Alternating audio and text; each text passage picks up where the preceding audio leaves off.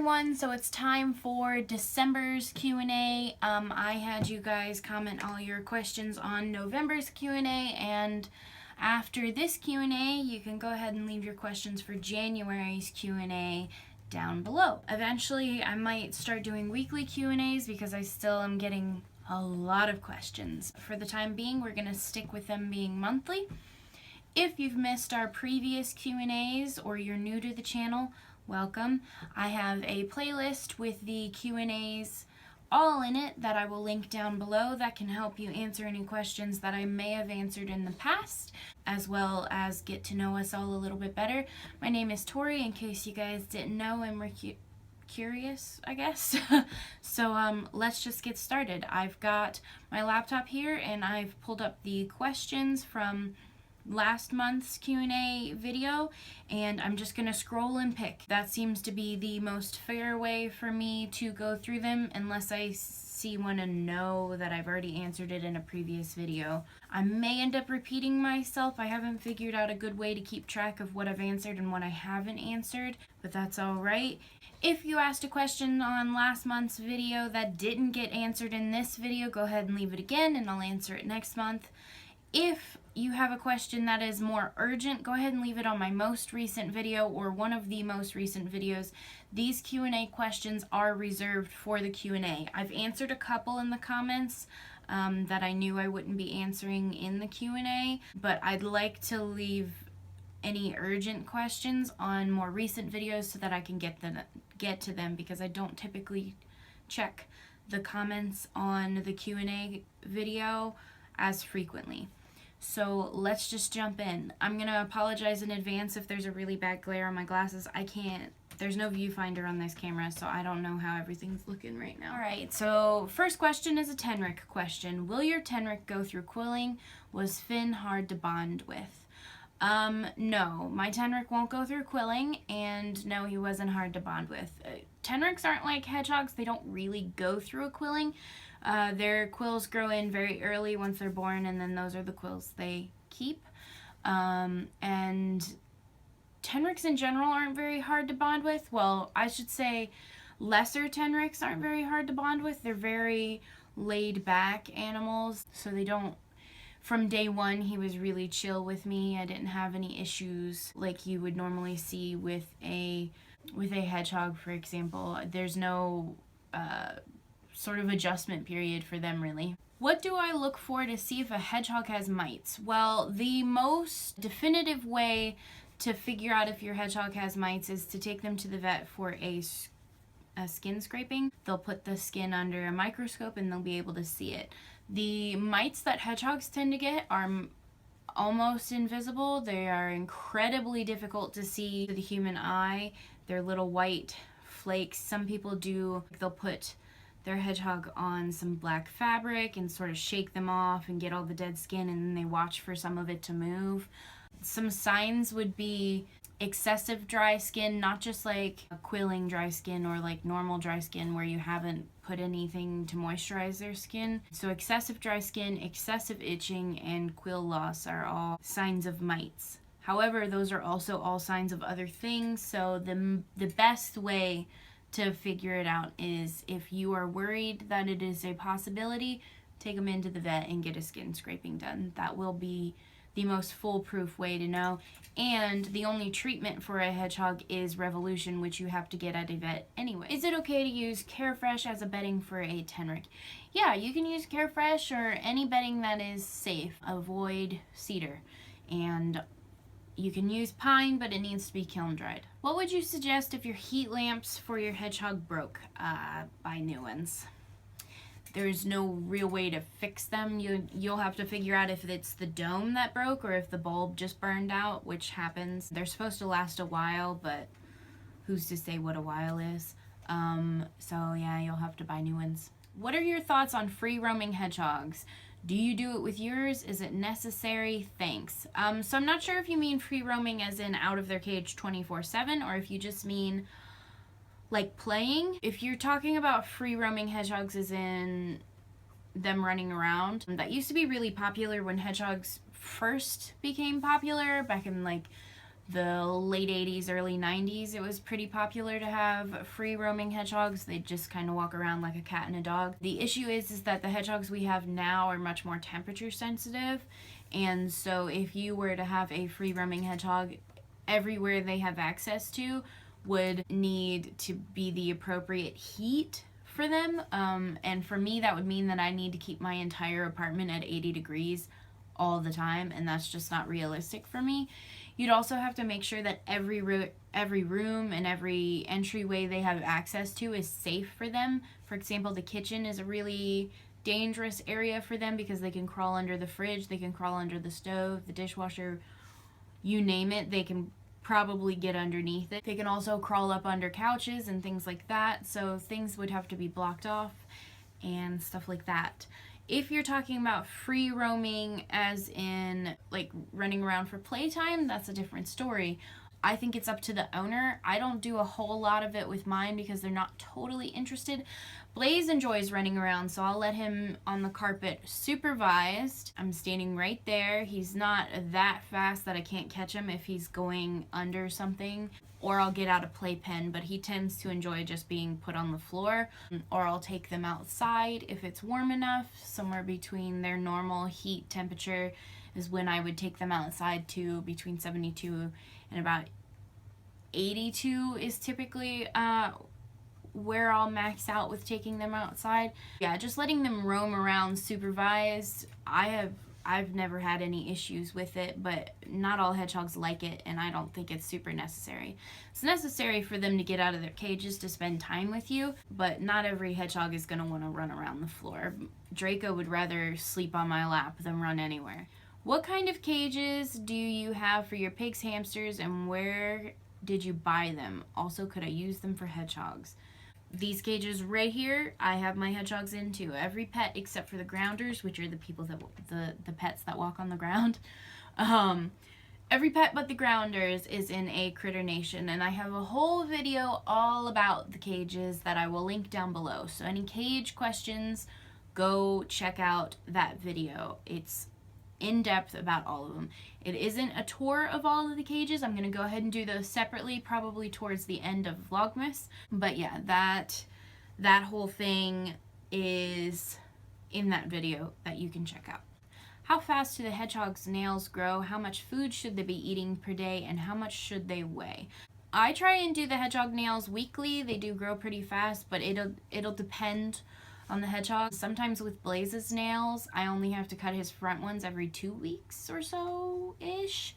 Like 10 to 12 days. But Draco's needs his done consistently every week because they grow so fast. So it'll depend on the hedgehog. How much food should they be eating per day? I personally believe that the only hedgehogs that should be free feeding are the ones that are active and work off everything they eat. So typically you're going to want to feed them anywhere from 1 tablespoon to 2 tablespoons. 1.5 tablespoons tends to be what the average hedgehog gets, and they typically will eat what's in their bowl. How much should they weigh depends on the hedgehog. They can weigh anywhere from 300 grams to a whole lot more than that. I personally believe that adult hedgehogs should be over 300 grams. At a healthy weight, but there are some small hedgehogs that sit right around 280 and are still healthy, so it really just depends. But your average hedgehog will be over 300 grams as an adult. How much over that really depends on the hedgehog. Both of my boys are over 500 grams. Is hay okay around hedgehogs? I want to use it in the litter pan under the wheel. Do you think it's okay? Hay, as long as it's soft hay, is okay around hedgehogs. You don't want to use really brittle hay. Some people use it as a nesting material in more natural environments. However, it is not acceptable as a litter. Hay isn't absorbent at all, so the issue with using it as a litter is that they're going to end up sitting in their pee. It's going to smell really bad. It's going to get all over them. You need something absorbent under their wheel. When spending bonding time with your hedgehog, do you have to have a lot of skin-to-skin contact, or is it okay to let them cuddle in a blanket in your lap, for example? You should get a little bit of both. I find that I sort of alternate. So sometimes I just put my boys in snuggle sacks and put them on my lap, on one side of the lap, so that I can snuggle with both of them at the same time. I watch an episode of whatever show I'm watching at the time, and then I put them back in their cage. And then some days I've got them in my hands. I'm, you know, carrying them around. So you can have a healthy mixture of both.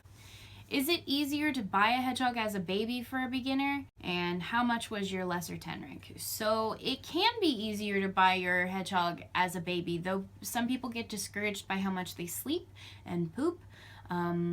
Baby hedgehogs are just like baby humans. They eat, sleep, and poop a ton. So there's that. But they do tend to get used to you faster when they're babies. So especially if they were socialized well by the breeder. Finn was $650. Yeah, $650. Is it true that hedgehogs possibly carry Salmonella bacteria? If so, is it something to worry about? Yeah, they can carry it. But so can pretty much every other animal. Every animal I own can carry it, including the dogs and the cat, and me. So, yeah, no, it's not really something to worry about. Do you ever plan on getting pets like reptiles or birds? Probably not. Not birds. I think birds are really pretty, but they're not for me. And reptiles, probably not either. My boyfriend really likes bearded dragons, but I'm more of like a fluffy pet kind of person. I know that sounds funny when I've got 3 pets with quills. But I don't know. Who's to say? I never thought I'd have a Tenrec, and I have one, so who knows? How big is your cage? How big is the guinea pig cage, that is? This cage is 9 feet long by about 1.5 feet. Future Tori chiming in really quick. It's actually 9 feet by 25 inches, so it's 9 by 2. My hedgehog is going through her first quilling with me, so she's normally grumpy, and when I get her out, she just stays in her ball. Should I try to continue our taming routine or let her be grumpy until her quilling is over? I'm afraid if I leave her alone, she'll stay like that even after quilling because I'm teaching her a bad behavior. Is this something that is possible, or am I wrong? It's totally possible. If you leave her completely alone while she's quilling because you feel bad for her or whatever, she will definitely be grumpier after the quilling is over than she was before it started. So continue to tame her, or continue to try to. The one thing that I avoided with both of my boys, and I think a lot of hedgehog owners avoid during quilling, is petting them. I know if my back was sore and people kept patting it and stuff, I'd get really irritated really fast. So avoid stroking her. But lap time is okay. Let her sleep on your lap, things like that, where she's still getting used. It is a she, right? Yeah. Where she's still getting used to your scent and things like that, but you're not actively like touching the things that are sore. She's gonna be grumpy, but she'll still be getting used to you while all of this is going on. If you completely leave any hedgehog alone for any period of time, unless the hedgehog is already really tame, you're going to be coming back to a really grumpy hedgehog. Hello, I've been wanting to get a hedgehog, and I want to get the Critter Nation cage. I see you have one, and you have coroplast. Do you need it? Also, can you have them go up on the ramp if it's properly secured? Lastly, I want my future hedgehog...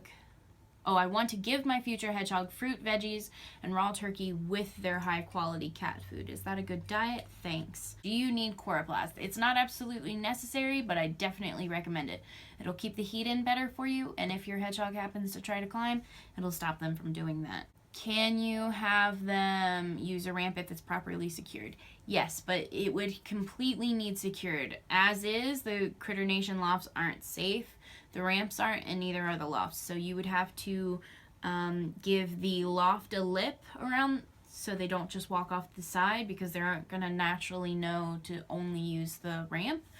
And then the ramp, you're going to need to have sides as well. Some really good